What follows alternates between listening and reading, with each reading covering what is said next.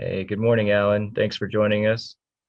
Good morning, Nick, and uh, great to be here.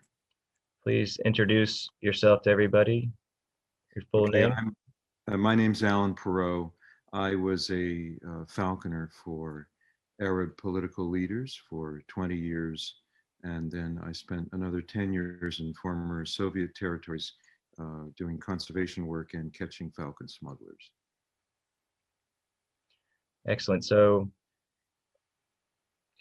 we crossed paths about a year ago, or no, about 8 months ago, and I have always been searching for the reasons as to and why they wanted everyone to die in Benghazi. And boy, do you have some really good information that explains everything. And we appreciate that you're taking the time to share it with us, everyone. So, Thank you. Well, I have to say that our military are so well trained, their work is compartmentalized, and the only people that understand the full story are the people at the top. Uh, and they have made some very bad decisions for this country and for uh, the former Navy SEAL Ty Woods and his brethren who perished unnecessarily at the hands of Hillary Clinton. And in the large picture, this involves Joe Biden and John Brennan. so could you explain the context of how did this all start? Well, the gestation, the beginning was in the 70s during the Church Commission when an alternate CIA was created called the Safari Club. And the Safari Club was financed by overseas allies. It was outsourced to foreign banks. I have two banks and bank accounts that were used by the Safari Club and the individuals with checks paid out by them.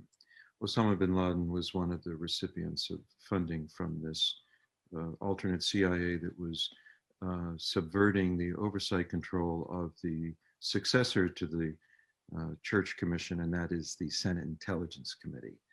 Uh, uh, 1 week before bin Laden was killed, I was called down to the Senate Intelligence Committee to give statements and evidence. And I have quite a few tape recordings and of senior members who were aware of bin Laden's house arrest in Iran for 10 years following Tora Bora. This was arranged by John Brennan. This is why Gary Bernson was not allowed to kill Osama bin Laden in Tora Bora when he was only a few hundred yards away, because the plans had been made and set in stone by John Brennan to extradite bin Laden from Tora Bora to Iran, where he remained under house arrest for 10 years with more than 100 Al-Qaeda leaders and their families. So what you're saying is that there was no need for us to invade Afghanistan under the pretext of getting Al-Qaeda if the US government knew and was actually protecting his life in Iran. Is that correct?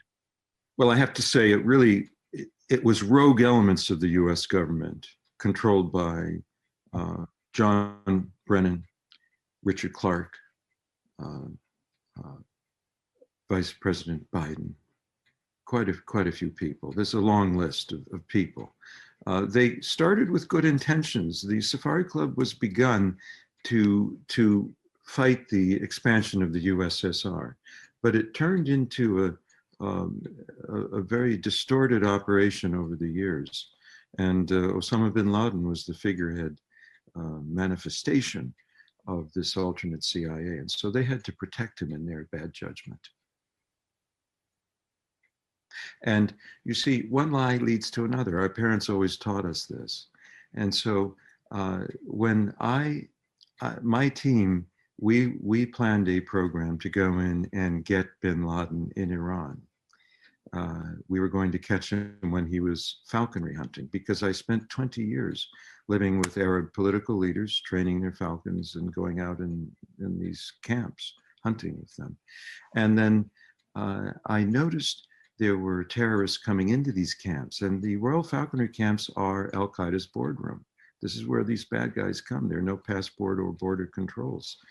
And so we were going to go in and get bin Laden, but unfortunately, within minutes of ascending to the office of the CIA director, Leon Panetta's first act in office was to cancel the Rigor program, RIGOR, a covert CIA program to catch and kill Osama bin Laden in Iran. This was 6 months after Barack Obama was sworn in as president, and Leon Panetta threw a tantrum and canceled Rigor. This was reported by Goldman and Apuzzo, and slightly mischaracterized in the press as targeting al-Qaeda leaders all over the world, but it was focused only on Iran and bin Laden.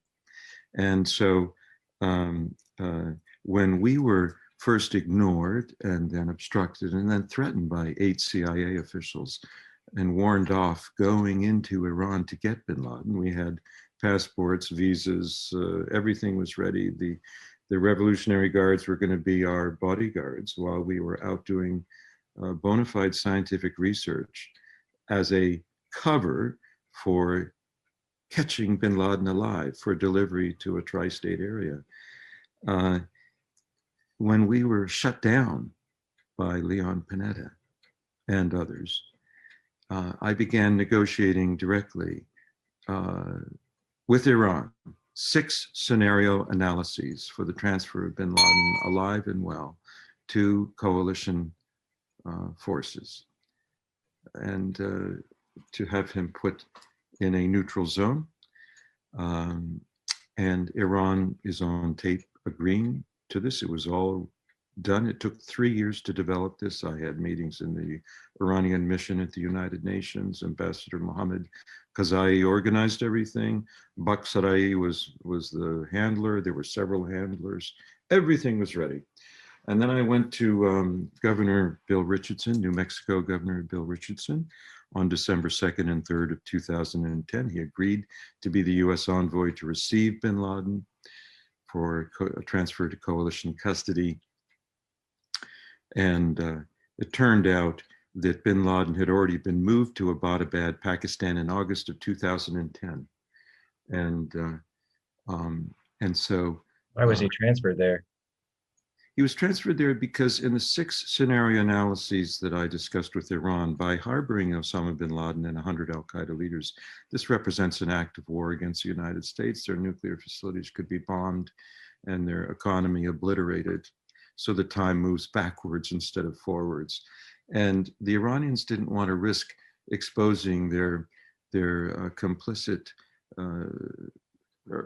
complicity with John Brennan and others to harbor. You see, John Brennan and Clinton and Biden outsourced the imprisonment of al-Qaeda leaders to Iran. We think of outsourcing as being a commercial activity. They outsourced our military responsibilities to an untrustworthy adversary, Iran. And they did that to save Iran from retaliation for harboring terrorists.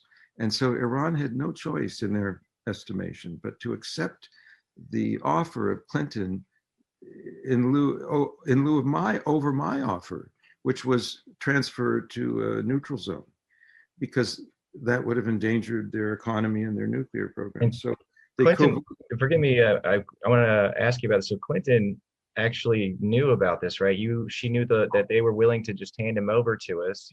Tapes, registered letters, everything to Clinton. So she knew that they were ready, Iran was ready to give us bin Laden with no real struggle. And absolutely. So she decided to have him moved to Pakistan for a trophy kill. They moved him to Abbottabad in August of 2010.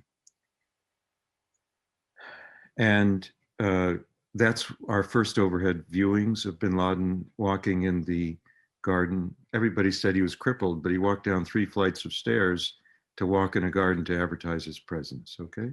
It was an advertisement. Then the gas line was put on the third floor of the Abbottabad complex in August because his wives had to stay sequestered away from the other men. They had to cook in private without the purdah veil. And other things. One of bin Laden's sons said his father was strangely resigned to dying in Abbottabad. So he was held there in a gilded cage, awaiting his trophy kill. He was moved from Mashhad, Iran, into Abbottabad airport, and then moved to this prison complex, the Abbottabad compound. It was not there to protect him. It was there to keep him there, awaiting his appointment with destiny. But the Iranians turned it into a fateful result because they pulled bin Laden out at the last minute, at the 11th hour, after an Iranian agent, a double agent, a Pakistan ISI officer who worked for Iran covertly, provided the DNA evidence to the CIA station chief. Finally, they were convinced it was bin Laden in Abbottabad, and they sent in SEAL Team 6. And Musharraf said he didn't know about the SEAL Team 6 coming in, but they had to let down the radar long enough for the helicopters to come in. And they only told Obama about the SEAL Team 6 kill mission after the radar was put back up and SEAL Team 6 could not go back into Afghanistan. It was then a one-way trip that could not be canceled. You see, we have a witness who witnessed Hillary and Panetta threatening Obama that if he didn't greenlight the bin Laden kill mission, they would expose him in the press and he would never survive politically. And he actually was reluctant to authorize the kill mission. That's why they pulled him off the golf course only after the mission could not be canceled. And so the agent provocateurs, the engineers of all of this were John Brennan, Hillary Clinton, Joe Biden. And when they went in there, trusting the Iranians had bin Laden there waiting for them, SEAL Team 6, your son. He was retired at that time. Actually. Yes, but the SEAL Team 6, they killed Osama bin Laden's double. How do we know that? One of the wives went running towards them before he shot him and said, "Don't shoot, he's a double." I don't know the language she used. And then if you read Cy Hirsch's book, he explains that they threw the body parts over the Hindu Kush mountains. They didn't even save them like they saved the sons of Saddam Hussein in a refrigerated tent, well preserved and with makeup, just to prove that the wicked witch was dead. They saved the sons of Saddam Hussein, but they did not save the corpse of Osama bin Laden because it was his double, and it could not handle the scrutiny of DNA testing on the ship. Okay, so the SEAL team, they knew that it was thrown out of the helicopter. They learned that it was not bin Laden, and so they threw the body parts over the Hindu Kush mountains. And John Brennan said that the people on the ship were told to keep quiet about the burial at sea, but they all say that they never were told to keep quiet because there was no burial at sea. John Brennan took the lead and made the fake media announcements. He lied to the press when he explained this Muslim burial at sea. It's actually haram. It's forbidden to bury a Muslim at sea unless the body's going to endanger the lives of the crew with disease risk. You know, you can't, because you see in the ocean, the feet, it'll rotate around and the feet will face Mecca. It's haram. You must bury on land with the face facing Mecca. So Brennan, who's a Muslim, you'd think he'd know not to lie about something so obvious. He said it was a Muslim burial at sea. Nonsense.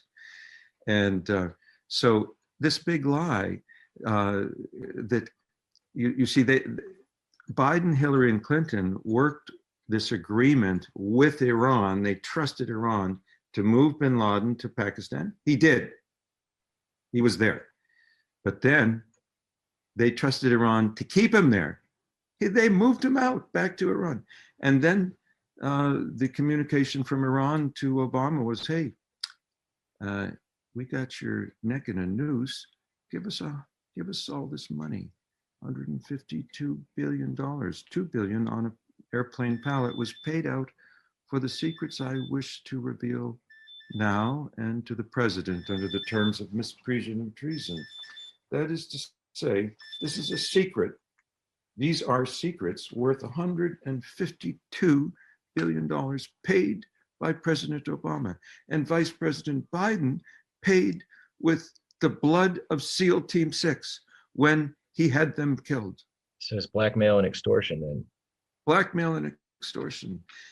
Now, Iran commandeered. you have the documents to prove Yes. this? Yes. Now, Iran. Yes, sir. well, I was going to ask you, if you have those documents, are you willing to personally deliver those to President Trump if he were to provide the transportation and the guarantee of safety for you to do that? Well, I'm not concerned about safety. There's always an invisible hand that protects us, and we're on the winning team. America's on the winning team. Not one sparrow falls to the ground outside of God's will. Yes. It would be my pleasure and my honor to bring this material to President Trump. There's a massive amount, terabytes, documents, video, audio. But it needs to go to the president. I will do everything that I can to get this video in his hands. It's my only wish. Alan, I've got a question for you. So that means that SEAL Team 6 was shot down on purpose after the trophy kill to ensure that no dead man can tell no tales. You were correct. So that President Obama paid bribery of $152 million. Vice President Biden paid with the blood of SEAL Team 6. He spent their blood like currency. Well, I've got to share something with you. Actually, Charles does. Charles, tell him about the Army Ranger that you talked to that was in the city where they were shot down. Okay. We lived in Hawaii, and for about a month afterwards, I was in shock. And my wife and I, we went walking on the beach. And in the back of my vehicle, I have a bumper sticker about Ty. And this gentleman came up to me, and he was an Army Ranger that had been injured and he was recuperating in Hawaii. And he said, "How do you know Chief Petty Officer Woods?" And I says, "Well, I'm his dad." And he says, "Well, I worked with your son." And we became very close. It was part of my healing process, actually, getting to know him. He started coming to our church. His girlfriend started surfing with my daughters, and they ended up getting married. And one of the things that he told me, he says, "I was on the Ranger team that was in that village where SEAL Team 6 was killed." The story was by the Biden-Obama administration that there was this team that was under attack in this village. We're going to die if you don't get someone here really quick. And so they loaded SEAL Team 6 on this slow, vintage Huey helicopter the size of a school bus and slowly got them to the village. Now, they did not request help. They've been in that village numerous times before. In fact, if someone came, it would actually endanger them. The story was not true. And then usually when a helicopter comes in, it goes zoom right down to the ground, opens up, all the troops go out in seconds, and then boom, the helicopter goes straight up. Well, this was a sitting target, okay, the size of a school bus. It hovered in the air over that village, just waiting to be shot down. And the people hot roped. I'd never heard the word hot rope before. That means they each individually lowers down while it was a sitting target. And then apparently it was shot down by one of those weapons that Hillary Clinton illegally sent to Benghazi to give to a terrorist organization the US government used to get rid of our ally who was fighting terrorism. That's Gaddafi. One of the And then that weapon ended up over in Afghanistan. They were Stinger missiles. Thousands upon thousands of them went missing. And Mark Turry was told that he had a small arms covert weapons program going. So that way none of that was ever given to someone, because they could shoot down jetliners just flying by if they wanted to. A child could do it, and a 12-year-old could do it. So these Stinger missiles went through Benghazi and then were given to the people who shot down SEAL Team 6. That was a setup. They were covering their tracks there. And then when they found the serial number on one of the missiles, it is traced back to the CIA from Qatar, from that weapons cache of Stinger missiles. That's why they had to then cover their tracks after people found out that the missiles were from Qatar, and then they could trace back where they came from Hillary through Benghazi. That's why Stevens was back there, to recover those missiles and cover up the evidence. Well, that's at least what he was told. I assume that part of the plan for her was to eliminate everyone there at the Benghazi compound as well. It's just so wicked. It's hard. It's just so unimaginably evil what these people do. Dead men don't talk.